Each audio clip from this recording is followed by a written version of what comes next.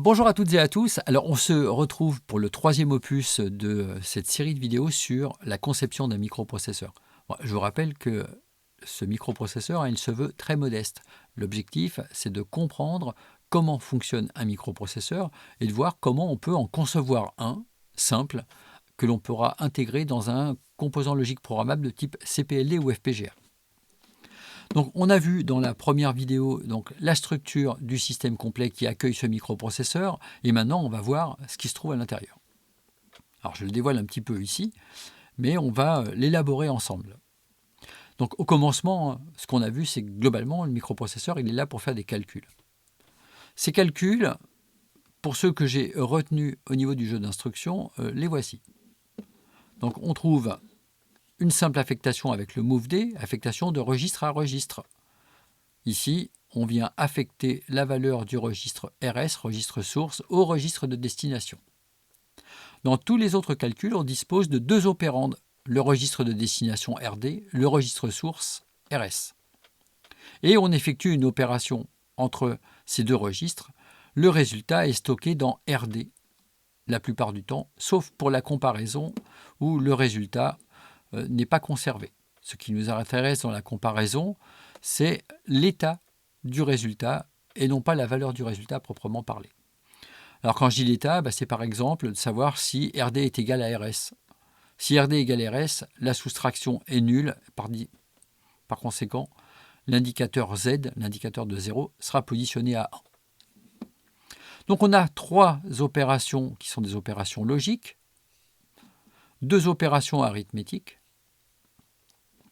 donc avec l'addition et la soustraction, et on vient affecter trois types d'indicateurs. Z pour le 0, on en a parlé.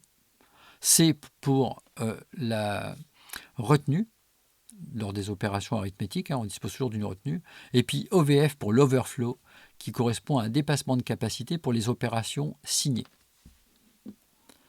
Alors comme vous pouvez le remarquer, ce sont les 4 bits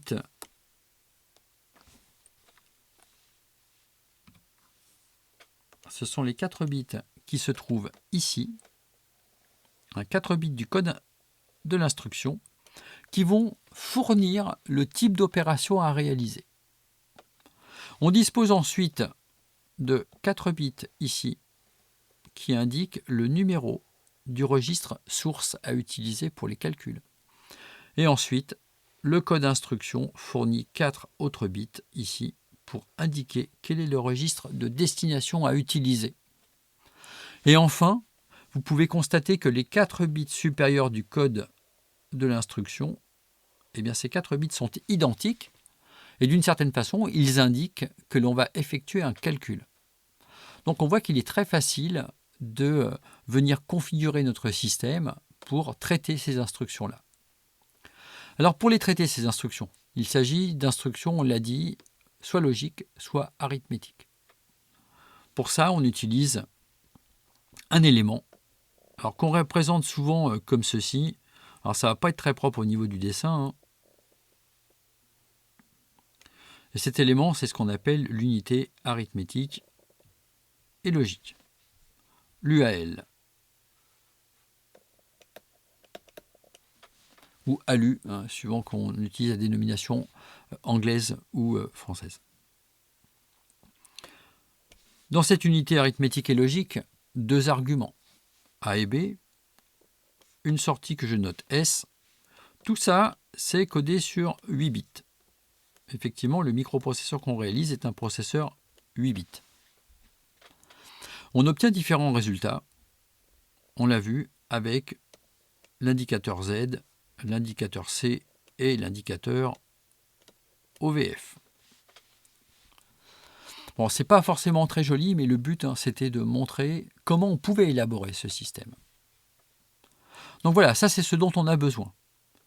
Alors, je vous rappelle que ce qu'on a vu ici, c'est qu'il y avait 4 bits du code d'instruction qui nous permettaient de savoir quelle était l'opération à réaliser. Cette opération à réaliser, on va évidemment la transmettre à l'unité arithmétique et logique.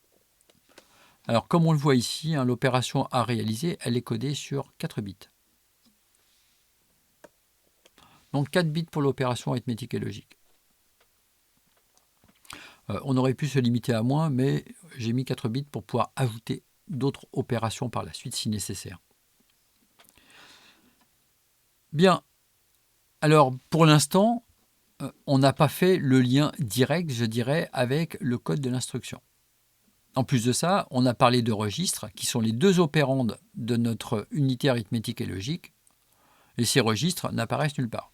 Eh bien, on va ajouter maintenant un bloc qui va correspondre à la gestion de ces registres.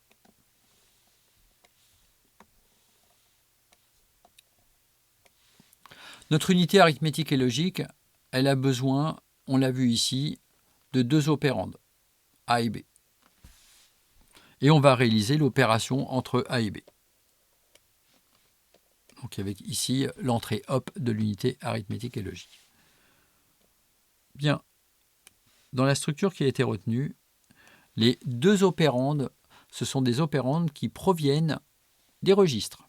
Il s'agit de RD et de RS. Donc dans mon bloc registre que je viens d'ajouter ici, je vais donc avoir un RD out, un RS out, qui vont donc correspondre à la sortie de la valeur de deux registres qui ont été sélectionnés pour l'opération. Je vous rappelle que les registres sélectionnés sont indiqués ici dans le code de l'instruction. Il s'agit des bits 4 à 7 pour le registre source et des bits 8 à 11 pour le registre de destination. Donc mon bloc registre, il faut que je lui spécifie quels sont les numéros de registre à utiliser pour le registre de destination et le registre source. Je vais donc ajouter deux entrées. Une entrée que je vais appeler RD cell pour sélectionner le registre de destination. Une entrée que je vais appeler RS cell pour sélectionner le registre source. Ces deux informations nous permettent de sélectionner un registre parmi 16 et donc l'information de sélection est sur 4 bits. C'est effectivement ce qu'on voit apparaître ici dans la définition du code des différentes instructions. Bien, ben là on a pas mal avancé sur cette structure. Alors ce qu'on comprend, c'est que ce RDCell et RSCell proviennent d'ailleurs. Alors le ailleurs, ça va être ici un élément très important qui va être l'unité d'exécution. Alors je l'ai appelé dans la structure Complete Execution Unit parce que l'anglais est parfaitement, est souvent plus concis pour les dénominations. Voilà, c'est donc lui qui nous fournit ça. Alors de la même façon, c'est également le bloc Execution Unit qui va nous donner l'opération à réaliser. Alors c'est pas tout, on va obtenir un résultat avec l'opération qui est réalisée. Je viens de sélectionner deux registres, je viens d'indiquer quelle est l'opération à réaliser. Bien maintenant, j'ai obtenu un résultat. Qu'est-ce que j'en fais de ce résultat?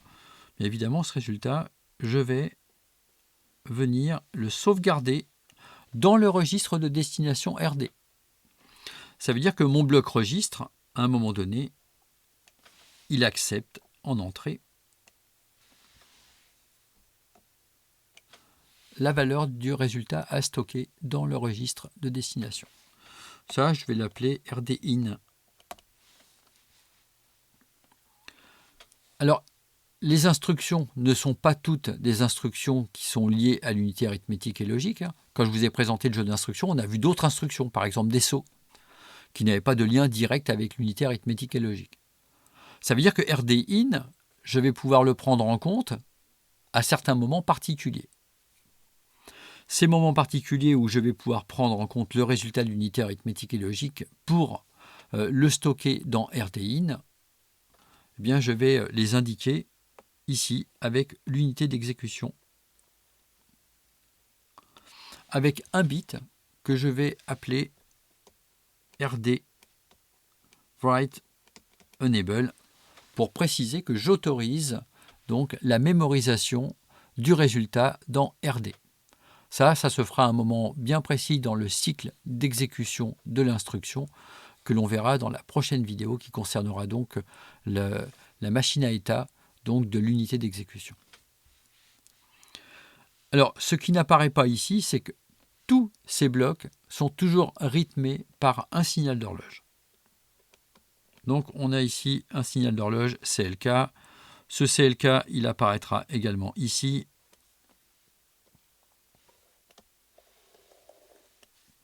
Voilà, tout ça, c'est toujours rythmé par CLK. Bien, alors on progresse encore un petit peu. On a vu qu'il y avait ZC et OVF au niveau de l'unité arithmétique et logique. Les indicateurs, c'est un petit peu comme le registre de destination. Ils sont affectés uniquement si on a affaire à une opération arithmétique et logique, comme c'est le cas ici. Quand on a affaire à une opération, par exemple, de jump, un saut, eh bien, les sauts ne modifient pas l'état des indicateurs. Donc, par conséquent, on va indiquer à l'unité arithmétique et logique, ici, quand est-ce qu'on peut mémoriser le résultat de ces différents indicateurs. Quand est-ce qu'on peut modifier donc ces indicateurs.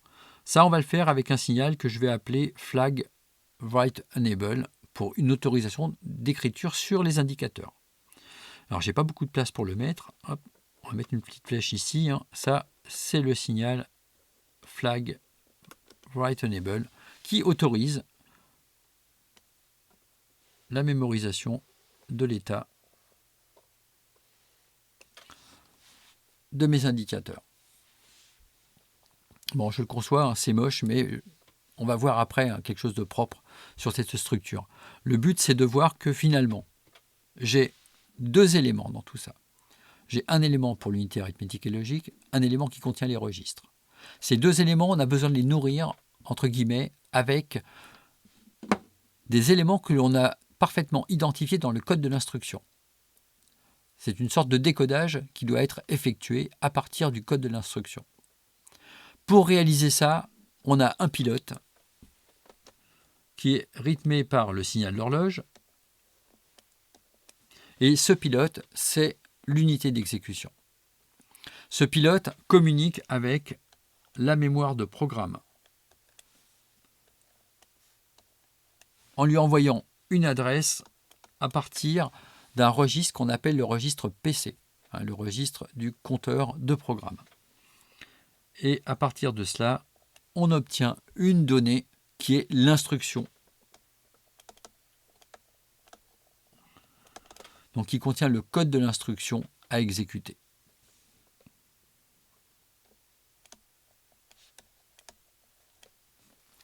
Bien, donc là, on a vu de façon assez grossière la structure interne de notre microprocesseur. D'autres éléments vont intervenir. Et pour ça, je vous propose de passer maintenant à la version un peu plus propre de cette structure interne. Donc là, voici cette structure interne. Et pour en parler, j'ai ajouté deux instructions supplémentaires. Effectivement, RD, le registre de destination, peut être affecté également par un littéral. Ça veut dire que je peux stocker dans mon registre de destination une valeur constante. Je peux également venir placer dans le registre de destination ce qui provient d'un port d'entrée. Port d'entrée dont le numéro est fourni ici à l'emplacement où on fournissait RS précédemment. En tout cas, ce qui est intéressant là-dedans, c'est de voir que finalement RD peut être affecté de trois façons différentes, soit avec un littéral, soit avec le résultat de l'unité arithmétique et logique, soit avec un port d'entrée. La conséquence, c'est qu'ici, au niveau du RD-in, eh bien, j'ai inséré un bloc qui est un multiplexeur, un aiguilleur en quelque sorte, qui me permet de choisir quel est l'élément qui va être envoyé vers le bloc registre pour réaliser la mémorisation du registre de destination. Donc cet élément, c'est soit un littéral. Quand c'est un littéral, le littéral provient de l'unité d'exécution, puisque c'est l'unité d'exécution qui dispose du code d'instruction et qui donc va disposer du littéral qui apparaît à l'intérieur du code de l'instruction. On aura également le résultat de l'unité arithmétique et logique, ça on l'a déjà vu, donc qui est transmis comme ceci, au multiplexeur. Et enfin, on aura ce qui proviendra d'un port ici, port d'entrée, donc avec un bloc spécifique qui nous permet de lire les différents ports en fonction de celui qui a été retenu ici dans l'instruction d'accès au port. Donc le numéro du port auquel on accède, il est fourni à cet endroit-là dans le code de l'instruction et il va être transféré directement au bloc ici, input port, de façon à ce que celui-ci sélectionne le bon et le présente comme ça sur data out à destination du multiplexeur qui va permettre donc d'orienter le résultat vers le registre de destination. Donc ça, je vous l'ai dit, hein, c'est un commutateur. Alors quand je dis c'est un commutateur, c'est que c'est un commutateur en fait comme ceci. Hein. On pourrait le représenter, voilà, avec 3 positions possibles. Et les 3 positions possibles sont pilotées ici par le RDIN, celle qui apparaît donc à l'entrée de ce bloc. Voilà, 3 positions possibles. Donc c'est un simple multiplexeur. Alors qu'on pourra décrire en VHDL parce que c'est très simple à décrire en langage VHDL, un multiplexeur comme celui-ci. Au niveau de input port, mais input port c'est pareil. C'est un simple multiplexeur. Multiplexeur dont le numéro de sélection est fourni par port num. Et puis ici, eh bien, on a uniquement 3 possibilités d'entrée avec BTN pour un bouton, internal SW pour les switches internes de notre carte, external switch pour les boutons qui sont situés à l'extérieur de la carte, les switches qui sont disponibles à l'extérieur de la carte. La dernière chose, c'est une instruction output port. Cette fois-ci, la destination, ce n'est pas RD. On a par contre un registre source qui est utilisé dans cette instruction et on va alimenter un port avec. Donc, on récupère le registre source ici. Ce registre source, on le transmet donc comme data in à notre bloc output port. Le bloc output port reçoit également le numéro du port. Le numéro du port, il est clairement indiqué ici, dans le code de l'instruction. Donc l'unité d'exécution se contente de transférer les 4 bits correspondants pour port num. Les 4 ports disponibles sont affichés ici, apparaissent en sortie. Donc 2 LED qui ont été dissociées, qui sont complètement indépendantes. Donc ce qui correspond au port 0, c'est donc LED out 1. Le port 1, c'est LED out 2. Le port 2, ce sera disp out 1. Et le port 3, ce sera disp out 2. La sélection, je vous l'ai dit, se fait par port num. Donc en fait, on a affaire à un multiplexeur qui permet de choisir l'un des 4 ports. Ces ports, on effectue l'écriture à l'intérieur uniquement lorsque c'est nécessaire. Et de la même façon qu'on a vu qu'il y avait un RD Write Enable ici pour enregistrer le résultat dans le registre de destination, de la même façon qu'on a vu qu'il y avait un flag Write Enable qui permettait de mémoriser à un instant précis la valeur des indicateurs de l'unité arithmétique et logique, eh bien on dispose ici d'un port Write Enable qui va permettre d'enregistrer le résultat dans les ports à un moment particulier. Et à nouveau, c'est l'unité d'exécution ici qui pilote tous ces signaux. Donc on a affaire à des éléments qui sont relativement simples. L'unité arithmétique et logique, on le verra, c'est quelque chose qui est très simple à concevoir en langage VHDL. Registers, ce sont nos 16 registres. Donc ce sont des bascules D, pour ceux qui ont déjà vu ces éléments logiques-là, qui vont nous permettre de stocker les résultats avec des multiplexeurs pour fournir les différentes valeurs. Donc sur RD out et RS out, et on le verra, un décodeur qui nous permettra de d'identifier les bascules sur lesquelles on effectue la mémorisation pour nos 16 registres. Donc quelque chose qui est relativement simple dans sa structure interne. La structure interne du RDIN MUX, c'est un simple multiplexeur 3 entrées et une sortie. Donc là, il n'y a pas de difficulté pour le réaliser, ce bloc-là. Output port fonctionne exactement comme le bloc registre, en plus simple finalement, puisqu'il fournit directement toutes les possibilités en sortie. Et enfin, input port, on l'a vu, c'est à nouveau une sorte de multiplexeur avec une petite nuance sur le fait que BTN n'apparaît que sur un seul bit, alors que la sortie est sur 8 bits. Donc on imposera les 7 premiers bits à 0 et on ne conservera que BTN pour le bit de poids faible. Quant à l'exécution, l'unité d'exécution, eh bien on la verra également dans une autre vidéo. On verra comment on va pouvoir la concevoir, cette unité d'exécution. Donc voilà pour la structure générale donc, de ce processeur. Toutes les autres instructions sont gérées à l'intérieur de l'unité d'exécution qui se trouve ici. Voilà, donc c'est la fin de cette vidéo sur la structure interne du processeur. On a vu comment on pouvait l'élaborer. Bon, évidemment, il reste encore beaucoup de choses à découvrir sur l'élaboration à proprement parler des différents blocs, mais j'ai déjà ouvert un petit peu le champ des investigations sur l'élaboration de ces blocs. Alors, une petite remarque finale, parce que peut-être qu'à la vue de la seconde vidéo, certains se sont étonnés du fait qu'il y avait un certain nombre d'instructions qui étaient manquantes et qui sont généralement très utiles.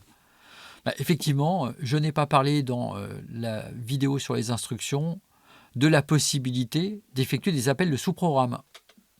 Tout simplement parce que ça, c'est quelque chose de plus complexe à gérer. Donc c'est quelque chose que j'ai considéré comme étant optionnel pour une première approche. Donc ça fait intervenir une instruction call qui permet d'appeler le sous-programme et ret qui permet d'effectuer un retour de sous-programme.